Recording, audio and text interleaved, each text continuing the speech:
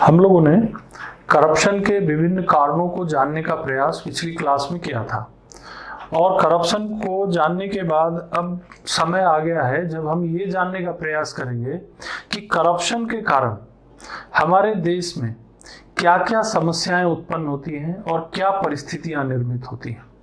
इन्हीं बातों पर हम लोग आज चर्चा करेंगे कि इम्पैक्ट ऑफ करप्शन। तो हमारा ये टॉपिक होगा इम्पैक्ट ऑफ करप्शन का, जिसमें हम करप्शन से संबंधित जितनी भी घटनाएं या जितनी भी परिस्थितियां या जो भी समस्याएं निर्मित होती हैं उनको यहाँ पर कवर करने की कोशिश करेंगे। पहली चीज तो ये कि एक जनरल हल्के दिमाग से सोचिए कि बहुत सारी घटनाएं जो हैं, अपराध होते हैं, क्राइम्स हैं, हत्या है, लूट है, बलात्कार की समस्या है, बच्चों को खरीदने बेचने की समस्या है, भ्रूण हत्या की समस्या है। क्या इन सब के पीछे कहीं ना कहीं करप्शन का हाथ नहीं है? भ्रष्टाचार इनके पीछे नहीं है? बहुत सारे सोशल प्रॉब्लम्स हैं, सामाजिक समस्या, आर्थिक समस्या, राजनीतिक समस्या, पॉलिटिकल प्रॉब्लम, क्या इनके पीछे करप्शन नहीं है? इवन कई उदाहरण, बड़े उदाहरण हैं जो सीधे सीधे करप्शन से जुड़े हुए हैं। जैसे कुछ आपको बहुत चर्चित उदाहरण रहा है, जैसे मध्य प्रदेश में व्यापम घोटाला, है ना। अब देखिए, इसमें व्यापम घोटाला मतलब व्यावसायिक परीक्षा मंडल की परीक्षाओं में जो स्टूडेंट्स चयनित होते थे उनके कंप्यूटर का उनका जो OMR सीट होता था उसे तक बदल दिया जाता था, पैसा लेकर के ये सब हेर फेर होता था। अब इससे क्या पता चलता है? इससे पता चलता है कि योग्यता यानी जो क्वालिफिकेशन, जो लोगों का जो क्वालिफिकेशन है, उस क्वालिफिकेशन की कोई अहमियत नहीं रह जाती है। लोग पैसा देकर किसी भी पद पर पहुंच सकते हैं।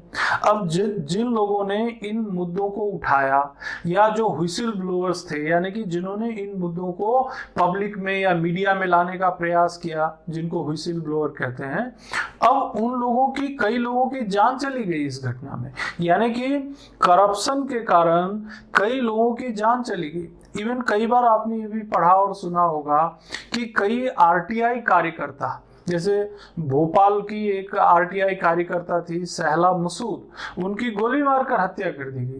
कारण, उसके पीछे के कारणों को बहुत ज्यादा स्पष्ट नहीं किया जा सका, लेकिन कहीं ना कहीं इन सब चीजों के पीछे ये एक भ्रष्टाचार का जो नेटवर्क है उसको जरूर समझा जा सकता है।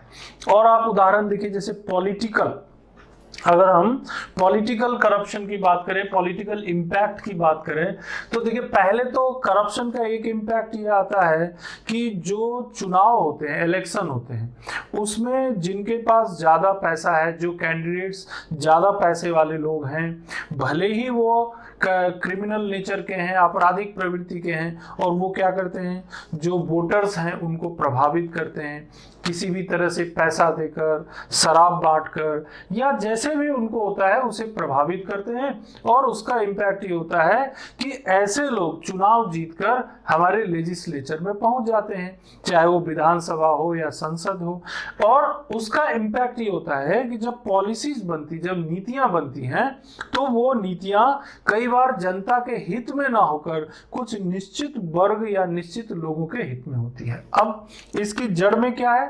जो हमारी करप्टेड प्रैक्टिसेस हैं, जो हमारी भ्रष्ट कार्यप्रणाली है, वो इसके पीछे है। यानी कि रूट कॉज है करप्शन। क्यों? क्योंकि जो पॉलिटिशियन है उसने करप्शन के माध्यम से बहुत सारा पैसा इकट्ठा किया और उसको चुनाव के दौरान इसने इस्तेमाल किया। इवन कई बार यहां तक भी देखने को मिलता है कि अगर किसी एक पार्टी की सरकार है तो एक पार्टी की सरकार जो है वो, उसका पतन हो जाता है, उसके कुछ विधायक जो हैं वो दूसरी किसी राजनीतिक दल में चले जाते हैं, 20, 25, 30 विधायक चले जाते हैं और दूसरी पार्टी की सरकार बन जाती है। फिर दूसरी पार्टी की आखिर बात क्या है? अगर उसके पीछे के कारण क्या है कि क्यों कुछ विधायक एक पार्टी छोड़कर दूसरे में चले गए? क्या वो सारे लोग जो एक पार्टी छोड़कर दूसरे में जाते हैं, क्या तटस्थ और निष्पक्ष हैं? क्या उनके मन में कोई भ्रष्ट भावना नहीं है? क्या इसके पीछे का अगर पूरा गहराई से अध्ययन किया जाए तो कहीं ना कहीं भ्रष्ट कारण नजर आएंगे। अब ये एक्सपोज नहीं होता है तो पता नहीं चलता है और इसे जस्टिफाई कर दिया जाता है कि हाँ ठीक है, एक सरकार गिरी दूसरी बन गई। लेकिन कहीं ना कहीं इसके पीछे पॉलिटिकल रीजन रिस्पॉन्सिबल होते हैं। तो यहां पर हमने ये बताने का प्रयास किया कि करप्शन के कारण हमारे देश में पॉलिटिकल इंस्टेबिलिटी आती है, हमारे राज्यों में पॉलिटिकल इंस्टेबिलिटी आती है, और उस पॉलिटिकल इंस्टेबिलिटी का इम्पैक्ट हमारे देश में जो पॉलिसी फॉर्मेशन यानी नीति निर्माण की जो प्रक्रिया है, पॉलिसी फॉर्मेशन प्रोसेस है, उस पर पड़ता है। लोगों के हित में जो काम किए जाने चाहिए उस पर पड़ता है। लोगों के लिए, युवाओं के लिए जो रोजगार की सुविधा उपलब्ध होनी चाहिए उस पर पड़ता है ना। बहुत सारे ऐसे इंपैक्ट हैं जो आपको नजर आएंगे इस पॉलिटिकल इनस्टेबिलिटी के कारण। क्यों? क्योंकि सरकारें या विधायक या सांसद अपने हितों को बचाने में लगे रहते हैं, उनको जनता के हितों की ज्यादा परवाह नहीं होती, और परवाह भी उनको केवल दिखाना पड़ता है कि हम आपकी चिंता तो कर रहे हैं, लेकिन चिंता करने मात्र से लोगों का वेलफेयर नहीं हो सकता। जैसे अगर मैं मध्य प्रदेश का ही एग्जाम्पल लूं तो लगभग 2 साल हो चुके हैं और यहाँ पर किसी भी तरह की भर्ती परीक्षाएं आयोजित ही नहीं हो पा रही है। तो क्या इसके पीछे कोई विस्तृत कारण नहीं है? सभी पॉलिटिशियन अपने अपने तरीकों से ये दिखाने का प्रयास करते हैं कि भाई हम जो है आपके लिए काम कर रहे हैं, हम जो है हाई कोर्ट में जो मामला चल रहा है उसे सॉल्व करने की कोशिश कर रहे हैं, हम रोजगार के अवसर बढ़ा रहे हैं, तो हम जो है मध्य प्रदेश के लोगों को मध्य प्रदेश में ही रोजगार देने का प्रयास कर रहे हैं।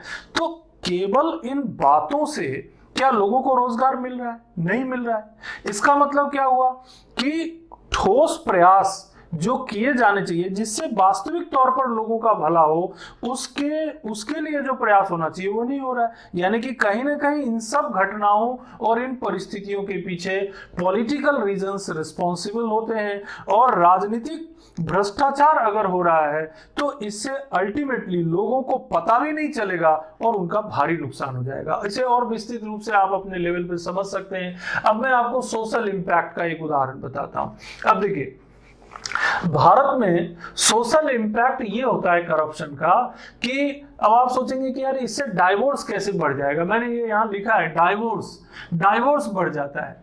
जो मैरिज है, मैरिज में जो डॉरी है, वो दहेज की जो प्रथा है वो बहुत ज्यादा इम्पैक्ट बढ़ जाती है। हम लोगों ने डॉरी प्रोहिबिशन एक्ट भी बना रखा है 1961 का, लेकिन फिर भी देश में डॉरी, दहेज का बहुत ज्यादा प्रभाव है।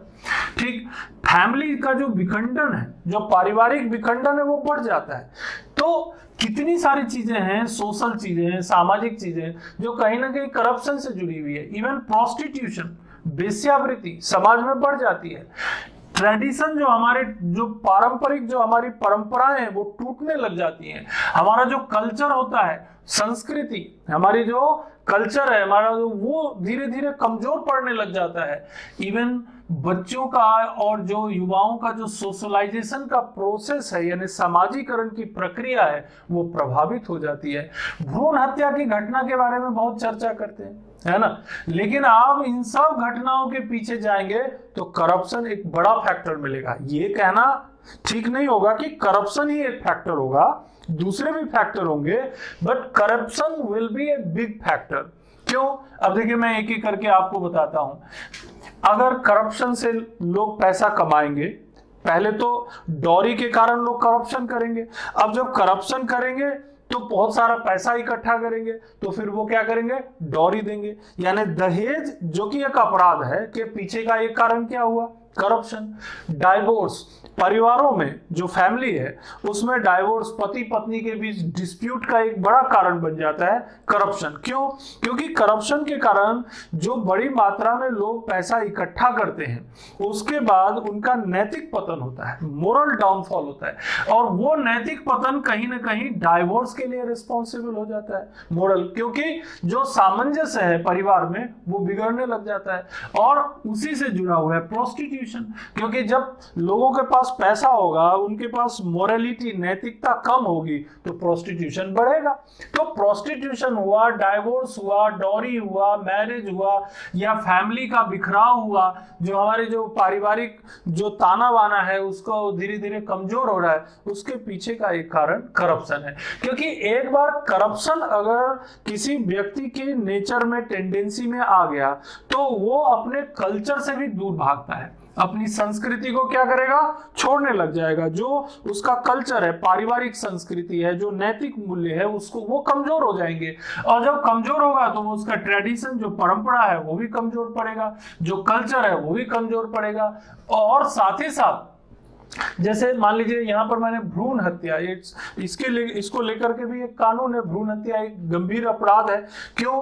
क्योंकि इसके कारण हमारे देश में जो लिंगानुपात है, सेक्स रेशियो है, ये बड़ा अंतर क्रिएट करता है और उसका इम्पैक्ट अल्टीमेटली सोसाइटी पर पड़ता है। लेकिन कारण क्या है? करप्शन। करप्शन क्यों? क्योंकि बहुत सारे ऐसे क्लिनिक हैं, संस्थाएं हैं, डॉक्टर्स हैं, जो क्या करते हैं, पैसा लेकर के और जो है गर्ल इन्फेंटिसाइड को बढ़ावा देते हैं, गर्ल जो भ्रूण है उसको हत्या को बढ़ावा देते हैं, उनसे उनको पैसे की आमदनी होती है और उसके कारण वो ये एक समस्या खड़ी हो जाती है।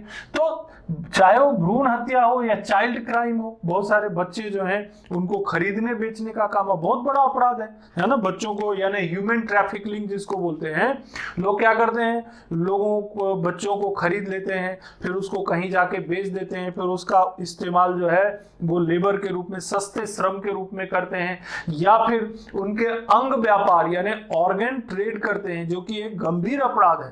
तो ऑर्गन ट्रेड करते हैं। अब इन सब के पीछे का कारण क्या है? करप्शन। ऑर्गन ट्रेड क्यों होगा? क्योंकि बहुत सारे ऐसे हमारे मशीनरी है, संस्थाएं हैं, जो इन सब चीजों को रोकने के बजाय उसमें शामिल हो जाते हैं, क्योंकि उससे उनको बड़े पैमाने पर पैसा मिलता है। तो इस तरह से जो हमारी जो सोशल जो व्यवस्था है, देखिए ये करप्शन से किस तरह से प्रभावित होता है। लेकिन इन सब प्रभाव को जो है इतना गहराई से स्टडी न तो किया जाता है और न ही उसको दूर करने के लिए उसके रूट कॉज में जाया जाता है। अब बहुत सारी दुर्घटनाएं हैं, दुर्घटनाओं के पीछे जाइए आप। ट्रक ड्राइवर ने दुर्घटना की, बस ड्राइवर ने दुर्घटना की, कोई गाड़ी चलाने वाले युवा ने जो है, कोई व्यक्ति है जो गाड़ी चला रहे हैं, बहुत तेज गाड़ी चला रहे, दुर्घटना कर दिया, कई लोगों की मौत हो जाती है ना। आप लोगों ने कई बार पढ़ा होगा, सुना होगा, पेपर में रोज ही आता रहता है। अब ये शराब पीना है ना। अब ये वाइन, अब वैसे तो शराब जो है सरकार खुद ही के नियमों के मुताबिक सरकार जो है फैक्ट्रियां लगवाती है, उसको लाइसेंस देती है, शराब बनता है प्रॉपर वे में, उसके एक डिपार्टमेंट बना हुआ है, आबकारी विभाग, वो सरकार जो है उसको शराब जो है प्रॉपर दुकानें जो है रहती हैं, उनके माध्यम से लोग खरीदते हैं, बेचते हैं। लेकिन अब इसमें करप्शन होता है। शराब खरीदना, बेचना, शराब में जो है उसमें जो मात्रा रहती है अल्कोहल की, वो मात्रा, वो सब एक डिसाइडेड नियम के मुताबिक होना चाहिए। अब उसमें थोड़ी सी उन्होंने छूट दे दी गवर्नमेंट ऑफिशियल्स ने, और उसके कारण जो दुकानें हैं उनमें ज्यादा शराब बिका उन लोगों को। अब हाईवे पे अगर गाड़ी चला रहे हैं तो साफ नियम है, अब शराब पी के गाड़ी नहीं चला सकते, लेकिन उनको छोड़ दिया। भाई जैसे मैंने कल बताया भी था कि बहुत सारे जो ट्रक ड्राइवर्स होते हैं वो जब चेक पोस्ट पे आते हैं, पैसा दिया, आगे बढ़ गए, अब वो तो शराब पिए हुए हैं। बस ड्राइवर्स हैं, गाड़ी चलाने वाले लोग हैं। तो प्रॉपर वे में अगर निगरानी रखी जाए, जो नियम है, जो कानून है, कानून बने हुए हैं, उसमें कोई कमी नहीं है। लेकिन करप्शन यानी थोड़ा बहुत पैसे के लोभ में क्या करते हैं, हमारे जो कर्मचारी हैं, अधिकारी हैं, या जो भी उस क्षेत्र में काम कर रहे हैं, वो थोड़ी छूट दे देते हैं और लोगों की जान जो है चली जाती है। तो कहने का मतलब ये हुआ कि करप्शन का इम्पैक्ट बहुत ज्यादा हर एक फील्ड में पड़ता है। चूंकि वो ऊपरी तौर पर दिखाई नहीं पड़ता, हम सोचते हैं कि एक्सीडेंट हुआ, लेकिन एक्सीडेंट के पीछे का कारण क्या है? वो शराब जो गलत तरीके से बेची गई, या शराब जो गलत तरीके से पी करके गाड़ी को ड्राइव किया गया, दुर्घटना के पीछे कारण है। तो अगर उसको गहराई से स्टडी की जाएगी तो उसके पीछे का कारण करप्शन ही निकलेगा। तो सोशल इंपैक्ट के अंतर्गत बहुत सी बातें हो गई, पॉलिटिकल इंपैक्ट हो गया। अब देखिए एक साइकोलॉजिकल इंपैक्ट भी आपको बताते हैं। साइकोलॉजिकल इंपैक्ट का मतलब क्या होता है कि लोगों का मनोवैज्ञानिक तौर पर लोगों की सोच जो होती है वो बदल जाती है। जैसे मैंने यहां लिखा सुसाइड। अब करप्शन जो है सुसाइड को कैसे प्रभावित करता है? अरे भाई देखिए, सुसाइड क्या होता है कि अगर कोई योग्य व्यक्ति है, उसने एग्जाम दिया, खूब मेहनत की, सालों भर पढ़ाई की, है ना, जैसे पीएससी का एग्जाम है, यूपीएससी, बहुत मेहनत की, अब पता चला कि ऐसे लोग जो योग्य नहीं थे, जो कैपेबल नहीं थे, जिन्होंने बहुत परिश्रम भी नहीं किया, लेकिन पता चल रहा है वो आगे पहुंच गए। क्यों? करप्शन के दम पे। कोई डॉक्टर बन गया, कोई इंजीनियर बन गया, कोई, अब अगर समझ में आने लग जाता है, सोसाइटी में ये समझ में आने लग जाता है कि पैसे के दम पे ये व्यक्ति पदों में इतना आगे पहुंच रहे, तो फ्रस्ट्रेशन, निराशा का भाव पैदा होता है, और ये निराशा धीरे धीरे धीरे धीरे धीरे व्यक्ति को कमजोर करके उसे सुसाइड के लिए प्रेरित कर देता है। कई बार करप्शन में मैंने आपको नेपोटिज्म भी एक चीज बताया था। क्या करते हैं, बहुत सारे जो अपराधी लोग रहते हैं, क्रिमिनल्स रहते हैं, वो आपस में क्या करते हैं, मिल जाते हैं, है ना, लॉबिंग कर लेते हैं, मिल जाते हैं, और जो योग्य व्यक्ति है उसे मिलकर के दबा देते हैं, और उस प्रेशर के कारण कई बार जो है सुसाइड कर लेते हैं। तो बहुत सारे हमारे योग्य युवा जो है ये इस समस्या से ग्रस्त हो जाते हैं। इसके अलावा ये भी चीज देखने को मिलता है कि एग्रेशन। अब अगर एग्रेशन, गुस्सा, लोगों के अंदर क्या होता है, गुस्सा पैदा होता है, ऐसा क्यों हो रहा है, ये इस तरह से इतने सालों से वैकेंसी क्यों नहीं निकल रही, वैकेंसी निकल रही तो इतनी कम क्यों वैकेंसी है। अभी देख रहे थे हम 2-3 दिन पहले, टीवी में आ रहा था कि बिहार के युवा जो है वहां पर इतना बाढ़ आया हुआ है, लेकिन उसके बावजूद वहां के युवा जो हैं बिहार लोक सेवा आयोग के कार्यालय के सामने धरना दिए हुए हैं कि भाई ये जो आपने वैकेंसी निकाली थी 3 साल पहले 2017 में, उसका ना तो एग्जाम हो रहा है, और एग्जाम हुआ तो रिजल्ट क्यों नहीं आ रहा है। तो इतना गुस्सा, और गुस्से के पीछे का कारण क्या है, अलग अलग कारण जो मैंने आपको बताया। लेकिन जब दूसरी चीजें बहुत सही तरीके से चल रही है, अगर इलेक्शन हो सकता है, यानी चुनाव कराया जा सकता है, अगर विधायक और सांसद अपनी पार्टी बदल के दूसरी पार्टी में जा सकते हैं, तो बहुत सारे काम जो लोगों को रोजगार देने के हैं वो भी आराम से हो सकता है। तो कहीं ना कहीं अगर आप इसके पीछे जाएंगे, युवाओं के गुस्से का कारण देखेंगे, तो उसके पीछे के कारण में आपको करप्शन नजर आएगा। कहीं ना कहीं उसमें एक फैक्टर है जिसके कारण हमारे युवा जो है उससे पीड़ित होते हैं, और गुस्सा स्वाभाविक है। इसके अलावा करप्शन क्या कर देता है, मनोवैज्ञानिक लोगों तौर पर लोगों की जो थिंकिंग होती है उसको नीचे कर देती है। अगर कोई व्यक्ति करप्शन को स्वाभाविक रूप से स्वीकार कर ले, हाँ ये तो चलता है, यानी कि पैसा लेना देना गलत तरीके से, ये तो चलता है, अब उसकी क्या होगा, सोच ही नीचे होगी। अब अगर कोई भी करप्शन के अगेंस्ट कोई बात भी करेगा, करप्शन के अगेंस्ट अगर कोई कानून भी बनेगा, तो वो व्यक्ति जो करप्टेड है वो उसका दुश्मन हो जाएगा। क्यों? क्योंकि उसको करप्शन से फायदा है, उस व्यक्ति को जो करप्टेड है उसको करप्शन से फायदा है, वो अपने लाभ के लिए हर तरह से अपनी सोच को वैसे ही बना रहा है। तो इस कारण से जो करप्शन से लो थिंकिंग पैदा होती है, उसके कारण बहुत सारी जगहों पे समस्या हो सकती है। नेशनल सिक्योरिटी को प्रॉब्लम हो सकती है, साइकोलॉजिकल प्रॉब्लम हो सकती है ना, मनोवैज्ञानिक तौर पर समस्या क्रिएट हो सकती है। नेशनल सिक्योरिटी, क्राइम, प्रोस्टिट्यूशन, है ना, ये सब डाइवोर्स, ये सब सोशल इंपैक्ट नजर आने लग जाता है। तो साइकोलॉजिकल इंपैक्ट भी करप्शन का होता है। इकोनॉमिकल इंपैक्ट में तो बहुत सारी चर्चा हम करेंगे ही आगे, है ना, कि इकोनॉमिकल इंपैक्ट क्या होता है। जैसे देखिए मैंने कुछ चीजों पे यहाँ पर लिखा है, इम्पैक्ट ऑन एफडीआई। अब देखिए ये इसका इकोनॉमिकल इंपैक्ट है, कैसे, तो एफडीआई, अब ये चीज क्या है, एक विद्वान है, उन्होंने पॉल मोरो नाम के उन्होंने स्टडी की। उन्होंने कहा कि अगर किसी देश में या किसी जगह पर अगर एफडीआई, किसी जगह पर अगर करप्शन ज्यादा है, तो एफडीआई क्या हो जाएगा, कम हो जाएगा, एफडीआई विल बी रिड्यूस्ड। अगर कहीं पर करप्शन ज्यादा है तो वहां पर फॉरेन डायरेक्ट इन्वेस्टमेंट जो है वो कम हो जाएगा।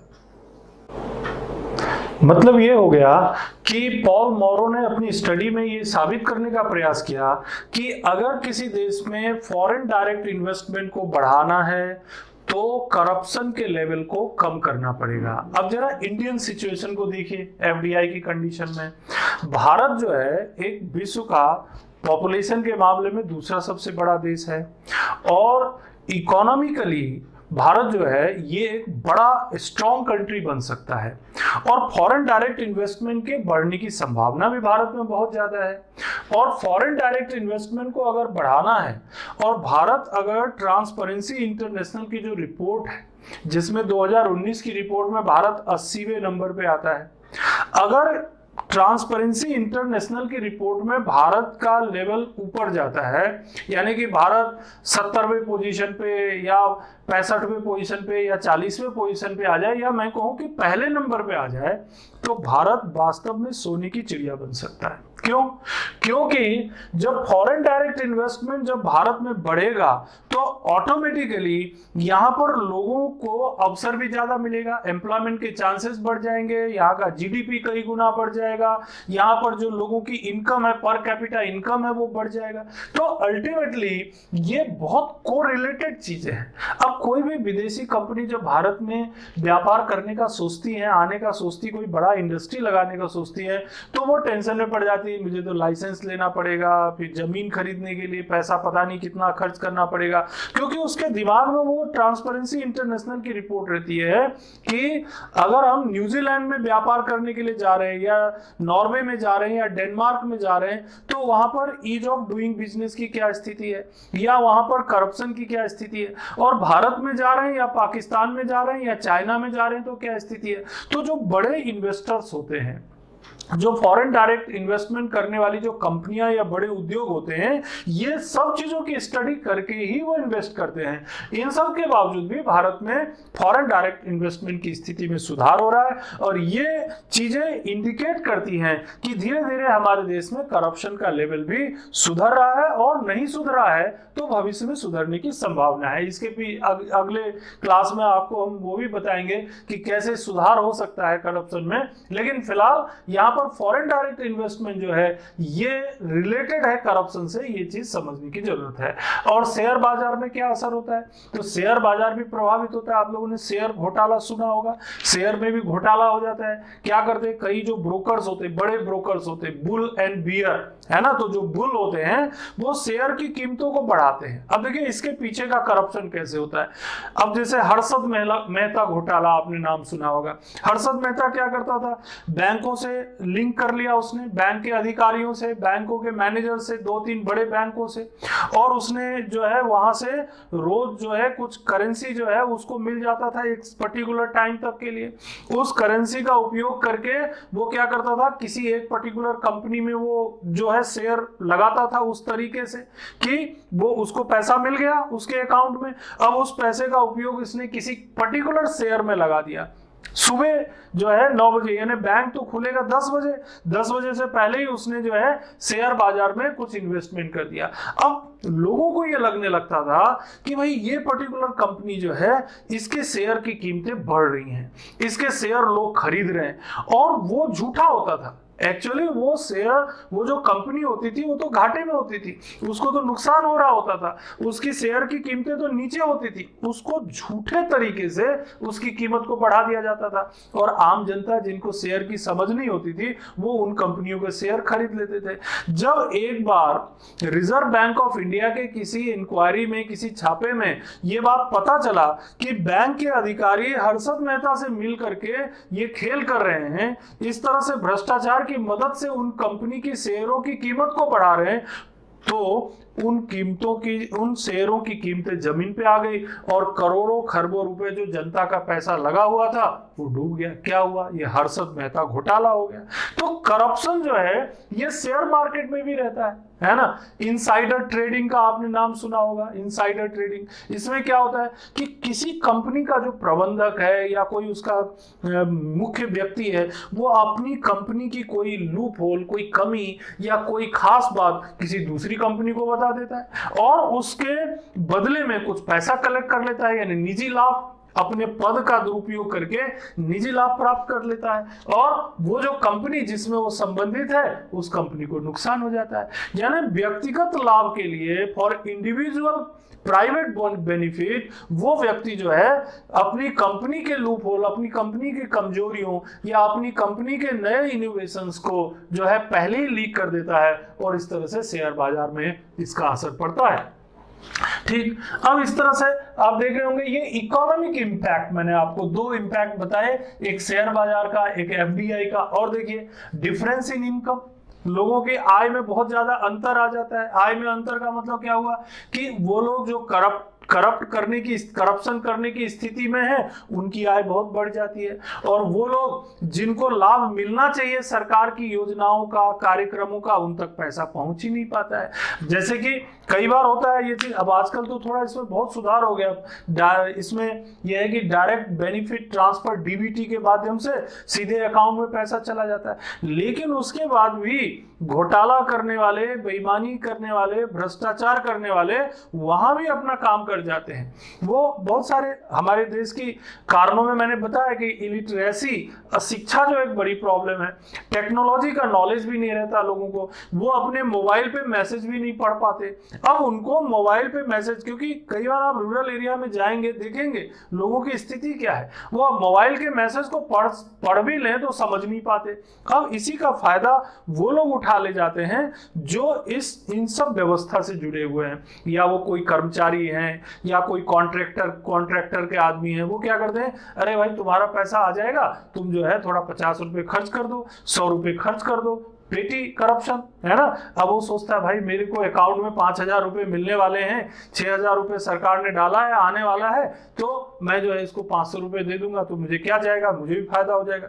जबकि ऑलरेडी उसके अकाउंट में पैसा ट्रांसफर हो चुका है, उसके बावजूद भी वो जो है करप्शन के उसमें फंस जाता है बेचारा। ये इलिटरेसी के कारण या टेक्नोलॉजी की कम समझ के कारण ये विकसित हो जाता है। तो इसके कारण क्या होता है कि कुछ लोग जो करप्शन करते हैं, चाहे वो बड़े लेवल पे करप्शन करें, छोटे लेवल पे करप्शन करें, उनके पास जो है पूंजी जो है उनके पास बढ़ता जाता है, और वो लोग जिनको लाभ मिलना चाहिए सरकारी योजनाओं का, कार्यक्रमों का, उन्हें मिल नहीं पाता, जिसके कारण क्या होता है, डिफरेंस इन इनकम, गरीब और अमीरों के बीच की खाई बढ़ जाती है।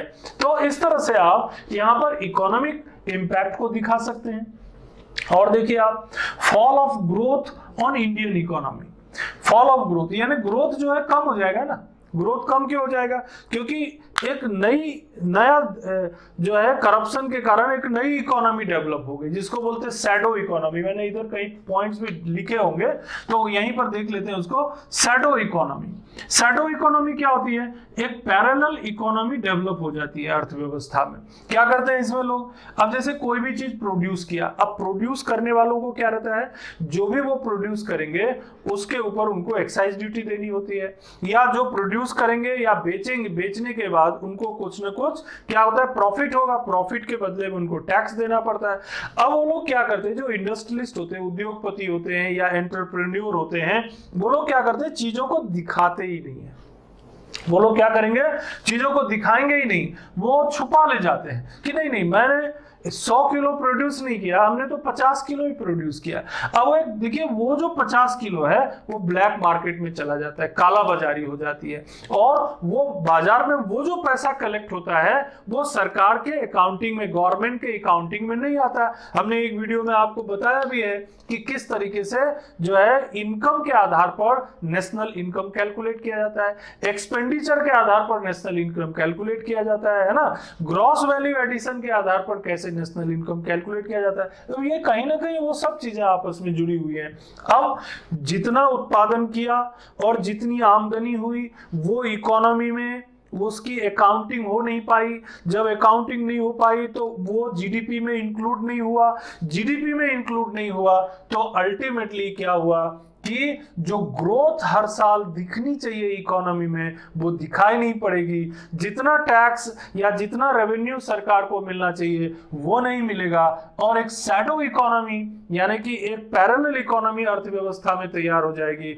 सरकार के नजर में उन लोगों को या उन व्यक्तियों को कि सरकार की नजर में तो आय कम है, लेकिन उनकी छुपी हुई आय ज्यादा है, जिसके कारण क्या होता है, वो कोई भी महंगी से महंगी चीज खरीद सकते हैं, रियल एस्टेट में इन्वेस्ट कर सकते हैं, बड़े बड़े मॉल खरीद सकते हैं, बड़ी बड़ी सामग्री खरीद सकते हैं। अब देखिए इसका इंपैक्ट इकोनॉमी में दूसरी तरीके से हो जाता है, इन्फ्लेशन बढ़ने लग जाता है, क्योंकि भाई सरकार की नजर में तो वो इनकम था ही नहीं, लेकिन लोगों के पास वो पैसा था।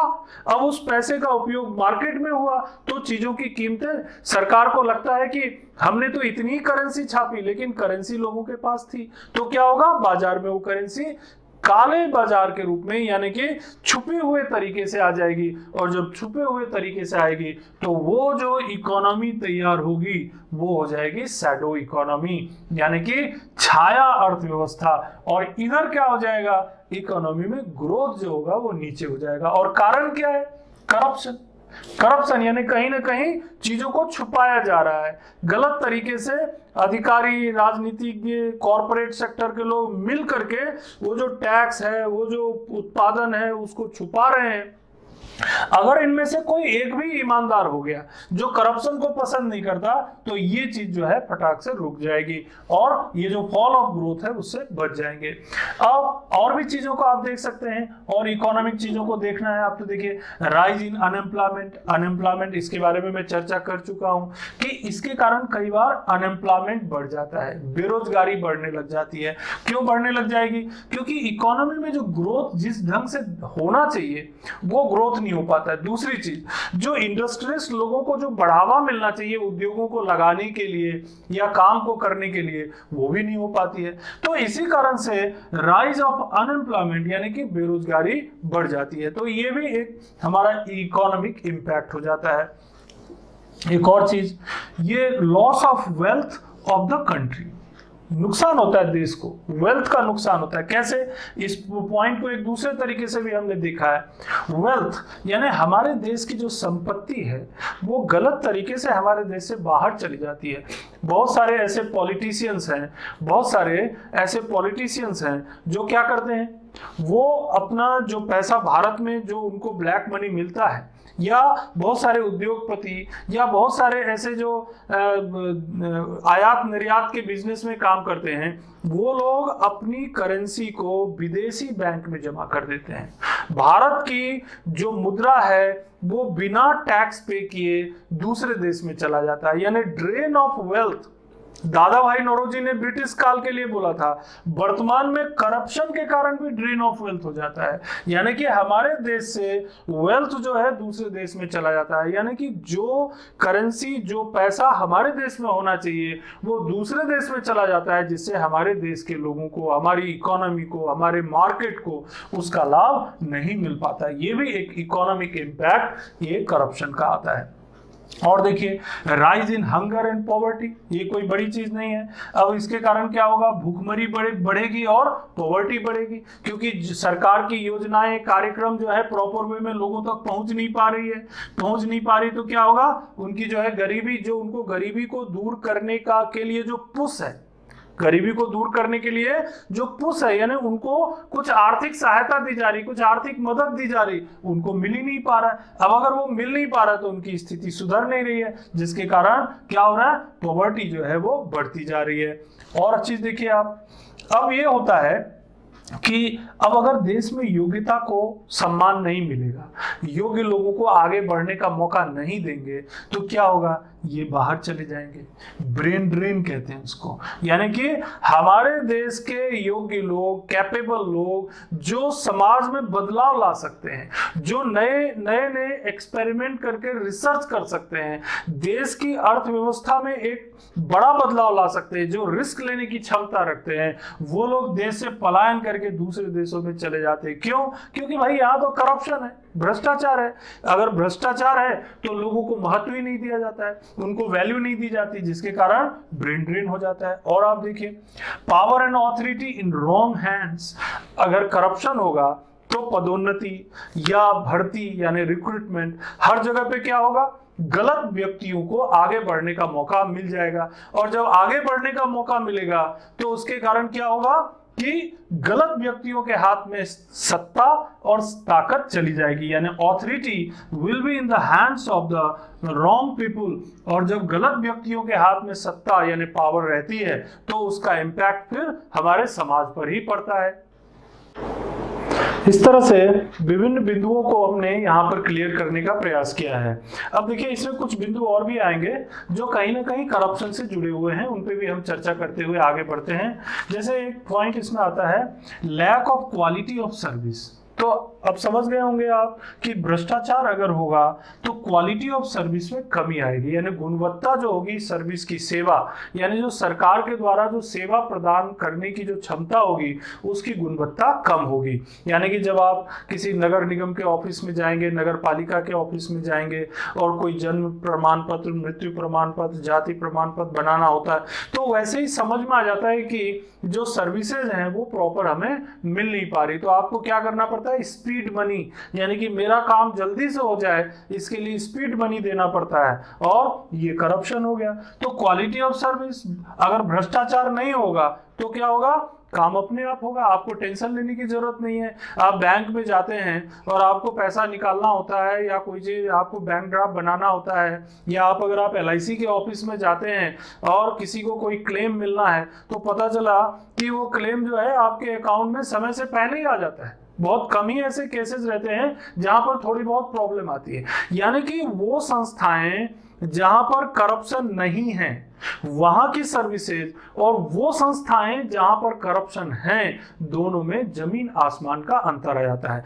जहां पर करप्शन नहीं होगी वहां पर कार्य ऑटोमेटिकली स्वतः ही समय पर होते जाएंगे, और जहां पर करप्शन है वहां पर काम करवाने के लिए आपको अतिरिक्त प्रयास करना होगा, या तो आपको फेवरेटिज्म की जरूरत पड़ेगी या पैसों की जरूरत पड़ेगी।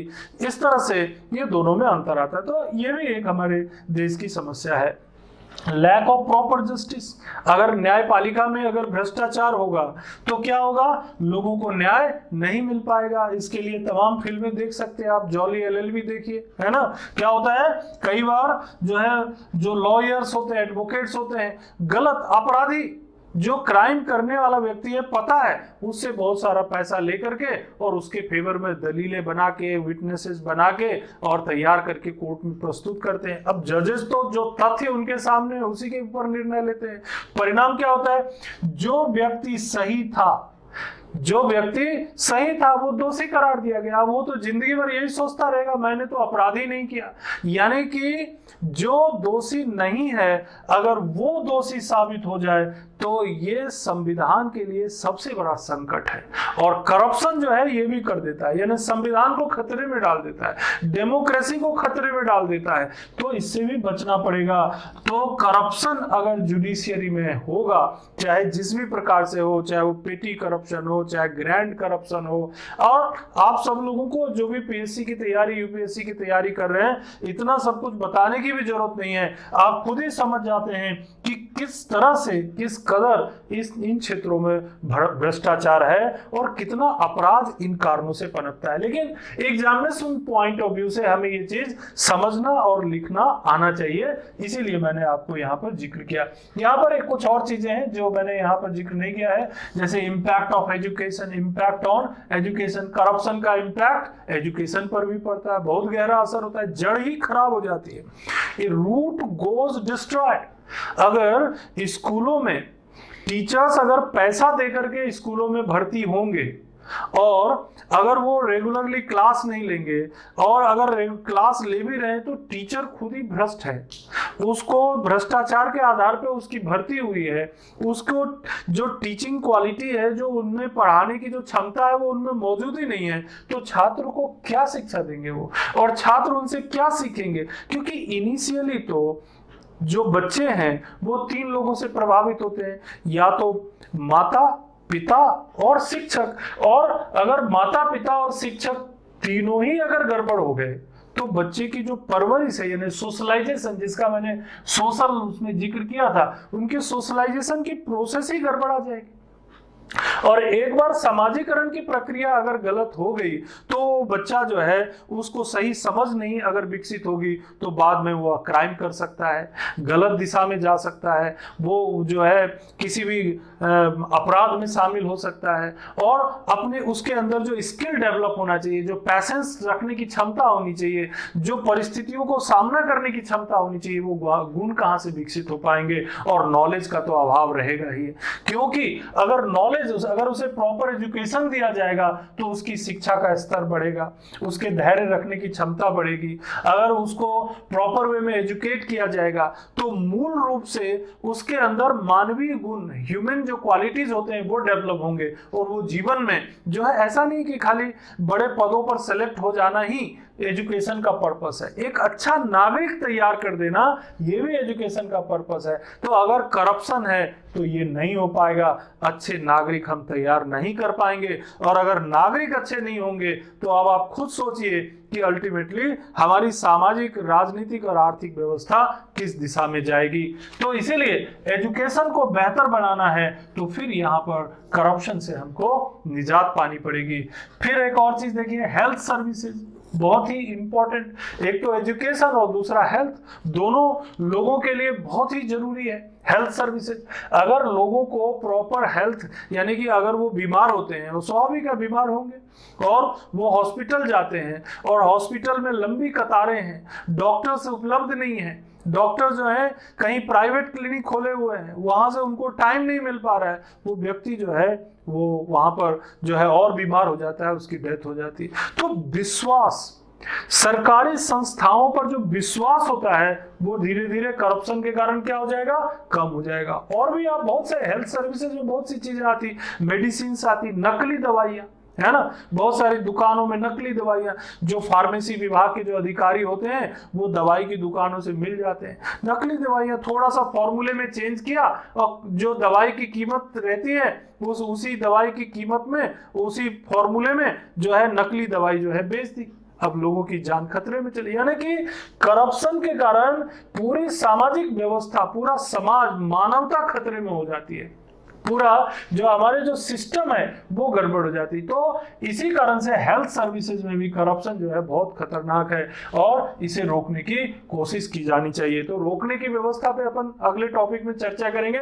यहाँ पर हम देखने का प्रयास कर रहे हैं कि वो कौन कौन से इम्पैक्ट हैं जो करप्शन के कारण हमको दिखाई पड़ते हैं। तो यहाँ पर आपने ये भी देखा कि हमारी शिक्षा व्यवस्था, हमारी हेल्थ सर्विसेज, इन सभी चीजों पर करप्शन का इम्पैक्ट आता है। और आगे बढ़ते हैं और देखिए कुछ ऐसे बिंदु हैं जिन पे चर्चा होनी बहुत जरूरी है। करप्शन के कारण पर्यावरण प्रभावित होता है, एनवायरमेंट प्रभावित होता है। क्यों? क्योंकि मान लीजिए एयर पॉल्यूशन है या वाटर पॉल्यूशन है, इन सब के कानून बने हुए हैं। अगर इन कानूनों को थोड़ी सी ढील दे दी जाए तो उद्योगों को का लाभ बढ़ जाता है, प्रॉफिट बढ़ जाता है। क्यों?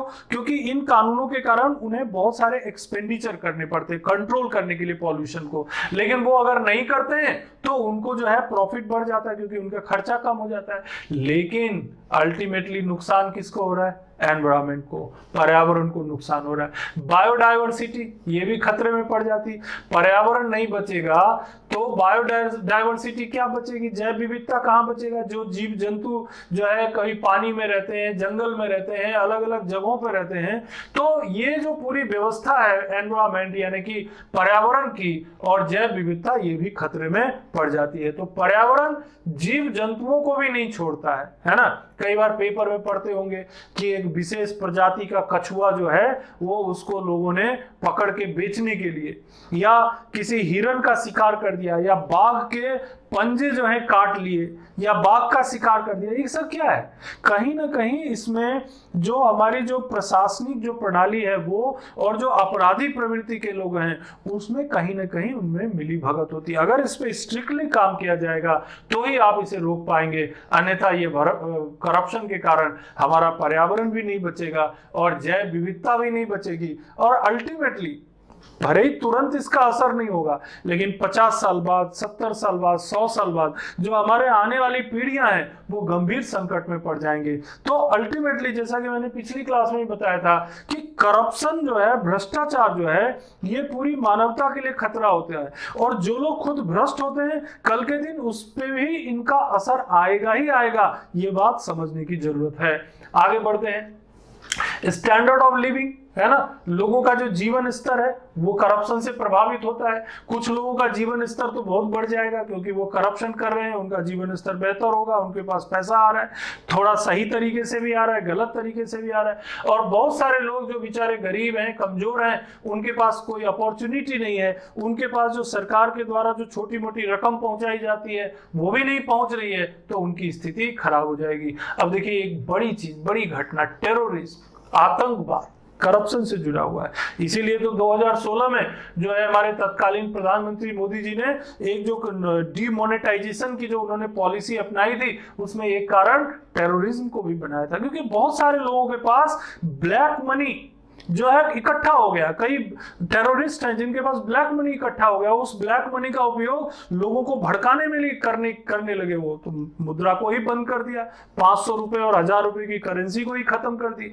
तो टेररिज्म जो है ये भी करप्शन का एक बहुत गहरा इंपैक्ट है, इसे भी समझना चाहिए। और टेररिज्म अल्टीमेटली मानवता के लिए खतरा है, इट्स डेंजर फॉर ह्यूमैनिटी। तो आप इसे करप्शन के साथ जोड़ के बता सकते हैं। लॉस ऑफ ट्रस्ट के बारे में मैंने बताया कि अगर प्रशासनिक क्षेत्र में, अगर सार्वजनिक सेवाओं में अगर करप्शन होगा तो जनता का विश्वास तार तार हो जाएगा, जनता का विश्वास इन सेवाओं से उठ जाएगा। यानी सरकार से, प्रशासन से, लोक सेवकों पर जो विश्वास होना चाहिए, क्योंकि विश्वास बड़ी चीज है यहाँ पर, क्योंकि लोक सेवाओं के प्रति अगर जनता में विश्वास है तो जो आगे के पॉइंट्स में मैंने एक्सप्लेन भी किया होगा, जो नेशनल सिक्योरिटी है वो बना रहेगा, जो नेशनलिज्म है यानी कि जो राष्ट्रवाद की भावना है वो बनी रहेगी। यानी आपस में जुड़ी हुई चीजें, सरकार और प्रशासन में विश्वास, राष्ट्रवाद की भावना, राष्ट्र की सुरक्षा, ये सब चीजें आपस में जुड़ी हुई हैं। इसीलिए इस ट्रस्ट को बनाए रखना जरूरी है, और ट्रस्ट बनाए रखने के लिए भ्रष्टाचार को खत्म करना या भ्रष्टाचार को कम करना जरूरी है ना।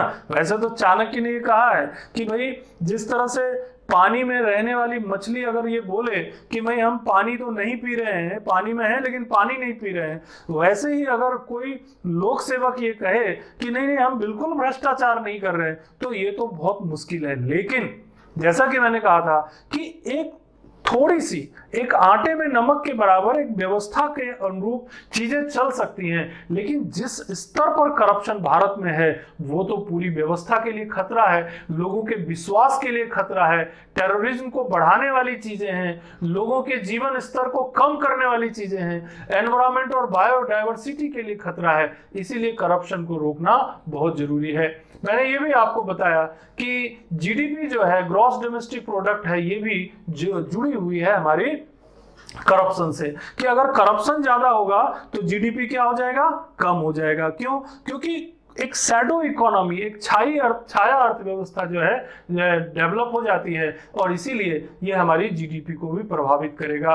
अगर करप्शन है तो करप्शन का एक नया रूप आ गया आजकल, साइबर क्राइम है ना, ये भी करप्शन का एक नया रूप है, जिसमें क्या करते हैं बहुत सारे जो संस्थाएं हैं, ऑर्गेनाइजेशंस हैं, वो हैकिंग कर लेते हैं, कुछ चीजों की हैकिंग कर लेंगे और उसका उपयोग जो है वो अपने हित में करने लग जाएंगे, या किसी का बैंक अकाउंट्स है उससे पैसा खींच लेंगे।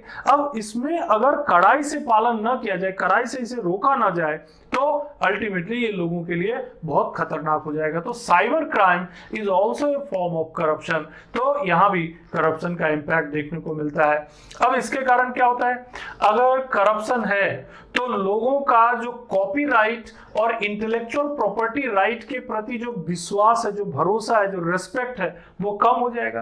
तो इंटेलेक्चुअल कॉपीराइट है ना, इंटेलेक्चुअल कॉपीराइट यानी बौद्धिक संपदा अधिकार, और कॉपीराइट यानी कि कोई चीज अगर किसी कंपनी ने प्रोड्यूस किया है तो उसका कॉपीराइट होना चाहिए, या किसी वैज्ञानिक ने अपनी पूरी जिंदगी की मेहनत से उसने कोई प्रोडक्ट बनाया है उसका सम्मान होना चाहिए। लेकिन जो भ्रष्ट लोग रहते हैं, जो भ्रष्ट कंपनियां होती, जो भ्रष्ट उद्योग होते हैं, वो क्या करते हैं, इन चीजों का सम्मान नहीं करते, वो उनकी चोरी कर लेते हैं या फिर किसी गलत तरीके से उसे हासिल कर लेते हैं भ्रष्ट तरीके से। और इसके कारण से ये जो हमारे जो इनोवेशंस हैं, जो रिसर्च करने वाले लोग हैं, जो नई नई चीजों को लाने वाले, समाज की बेहतरी के लाने वाले लोग हैं, उनको नुकसान होता है। मैंने पहले ही बताया कि अल्टीमेटली करप्शन के कारण क्या हो जाएगा, नेशनलिज्म यानी राष्ट्रवादी भावना में कमी आएगी, लोगों की जो नैतिकता है उसमें गिरावट आएगी, जो इनोवेशन करने वाले जो लोग हैं वो तो ब्रेन ड्रेन हो जाएंगे, हमारे देश से ही चले जाएंगे, तो नए इनोवेशन भी होना मुश्किल हो जाएगा और इस तरह से देश को नुकसान होगा। ड्रेन ऑफ वेल्थ के बारे में हम बात कर ही चुके हैं। इसके अलावा हमारी बहुत सारी ऐसी कार्य प्रणाली रहती है जिससे कि हमारी जिंदगी को, अगर भ्रष्टाचार को कम नहीं किया गया तो हमारी जिंदगी खतरे में बनी रहती है। कई जगहों पर आपने पढ़ा होगा, सुना होगा कि कोई ऐसा प्रोडक्ट जो कि एक्सपायर डेट का था, जिसकी जो प्रिपरेशन थी वो गलत तरीके से थी और लोगों ने खाया, उनकी मृत्यु हो गई। कहने का मतलब ये हुआ कि अगर फूड से रिलेटेड, भोजन से संबंधित, फूड प्रोडक्ट से संबंधित या लोगों के जीवनोपयोगी यानी लाइफ को बचाने वाली चीजों से संबंधित क्षेत्रों में अगर भ्रष्टाचार हुआ, करप्शन हुआ, तो ये पूरी सामाजिक व्यवस्था के लिए खतरा होगा। इसीलिए करप्शन जो है हर एक फील्ड पर, चाहे वो इकोनॉमिक हो, चाहे साइकोलॉजिकल हो, चाहे पॉलिटिकल हो, हर एक फील्ड को प्रभावित करता है और अल्टीमेटली वो ह्यूमैनिटी को इंपैक्ट करता है। अब अगर किसी ऑर्गेनाइजेशन के नजरिए से देखें तो देखिए, ऑर्गेनाइजेशन के नजरिए से क्या इंपैक्ट करता है, हमारी जो करप्शन जो है क्या इंपैक्ट करेगा। तो किसी भी ऑर्गेनाइजेशन में अगर करप्शन होगा तो उनको क्या होगा, फाइनेंशियल लॉस होगा, ठीक। और क्या होगा, तो डैमेज ऑफ एम्प्लॉय मोरल। भाई उसका जहां पर भ्रष्टाचार होगा उस कंपनी का जो मोरल होगा, जो मनोबल होगा, वो क्या बहुत ऊंचा होगा कि हमारी कंपनी बहुत भ्रष्ट है या हमारी संस्था बहुत भ्रष्ट है, तो क्या मोरल ऊंचा होगा, नहीं होगा, आप भी जानते हैं। तो ऐसी कंपनी, ऐसे उद्योग, ऐसी संस्थाएं जहां पर करप्शन होगा, एक तो फाइनेंशियल लॉस और दूसरा डैमेज ऑफ मोरल यानी कि मोरल नीचे होगा। और क्या चीज होगा, रेपुटेशन अच्छा होगा क्या, नहीं होगा, रेपुटेशन खराब होगी, ये भी एक नुकसान होगा। इफेक्ट्स ऑफ कोर्ट सर्विस, अब उनका सारा ध्यान तो इस पे लगा रहेगा कि करप्शन को रोका जाए। ऐसी कंपनी जहां पर करप्शन होगा, उद्योग जहां करप्शन होगा, या सरकार की कोई संस्था जहां बहुत भ्रष्टाचार है, तो मूल बिंदु से हटकर उनका ध्यान किस पे रहेगा, करप्शन को रोका जाए। मुख्य काम नीचे चला जाएगा, पीछे चला जाएगा। तो इसीलिए, और उसके लिए फिर उसको रोकने के लिए बहुत सारे रूल्स बनाओ, रेगुलेशंस बनाओ, इंस्टीट्यूशंस एस्टैब्लिश करो। भारत में भ्रष्टाचार को रोकने के लिए कितनी सारी संस्थाएं बनाई गई, कितने सारे कानून बनाए गए हैं ना, अलग से कानून भी है। भ्रष्टाचार निवारण अधिनियम 1988 1988 अलग से कानून है, पहले आईपीसी की धाराओं में था, फिर अलग से 1988 में कानून बनाया गया। उससे पहले भी बहुत सारे प्रावधान किए गए, उसके ऊपर आगे की क्लासेस में हम आपसे बात करेंगे। लेकिन देखेंगे आप कि ऑर्गेनाइजेशन को बहुत नुकसान होता है अगर किसी संस्था में करप्शन है, तो उस संस्था का रेपुटेशन भी प्रभावित होता है। लोग जो है उसे अच्छी लिस्ट में उसका नाम नहीं रखते हैं और उन्हें मालूम है कि यहाँ करप्शन होता है, यहाँ के लोग जो हैं करप्ट हैं, और उनकी जो प्रतिष्ठा है वो कम हो जाती है। तो इसके कारण से भी प्रभाव पड़ता है। अगर पर्सनल लेवल पे देखेंगे, अगर लोगों के जो कर्मचारी काम कर रहे हैं, तो जो करप्ट होगा उसके खिलाफ क्या होगा, डिसिप्लिनरी एक्शन लेना पड़ेगा, है ना, अनुशासनात्मक कार्यवाही करनी पड़ेगी। अगर वो वास्तव में भ्रष्ट है तो क्या करना पड़ेगा, उसे टर्मिनेट करना पड़ेगा, संस्था से हटाना पड़ेगा।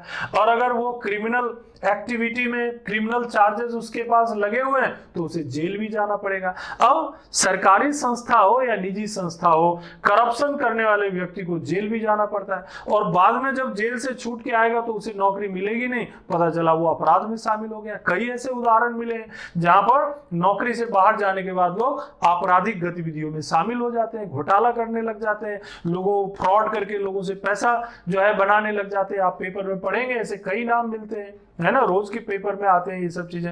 फिर क्या करना पड़ेगा, इफेक्ट जो है रिलेशन, अब इसका इफेक्ट जो है फैमिली पर भी पड़ता है, फ्रेंड सर्किल पर भी पड़ता है, कलीग्स पर भी पड़ता है। अब जो व्यक्ति भ्रष्ट है तो स्वाभाविक है परिवार में भी उसकी छवि पर असर पड़ेगा, उसके जो दोस्त मित्र होंगे उनके साथ रिलेशन पे भी असर पड़ेगा। ठीक, अब ये अलग बात है कि लोग अगर करप्शन को अच्छा समझते हैं तो अच्छा संबंध होगा, लेकिन अगर करप्शन को लोग गलत समझते हैं तो ऐसे लोगों को रिस्पेक्ट समाज में क्या हो जाएगा, कम हो जाएगा।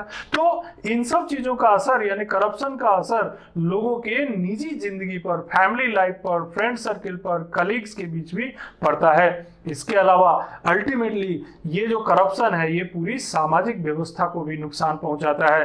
कम्युनिटी के दृष्टिकोण से देखेंगे तो जो जनता का जो गाढ़ी मेहनत की कमाई है, जो टैक्स है, वो टैक्स जो अगर बड़ा कोई घोटाला हो जाता है या कोई अगर कोई ग्रैंड करप्शन करते, कोई पॉलिटिशियन करप्शन करते, कोई बड़े अधिकारी गलत तरीके से कोई काम करते हैं तो क्या हो जाता है, टैक्स का जो हमारा पेमेंट है, waste of tax payment, taxpayer fund, यानी जो टैक्स, जो गाढ़ी मेहनत की कमाई टैक्स के रूप में सरकार को दिया गया, वो फंड क्या हो रहा है, खराब हो रहा है, डिस्ट्रॉय हो रहा है।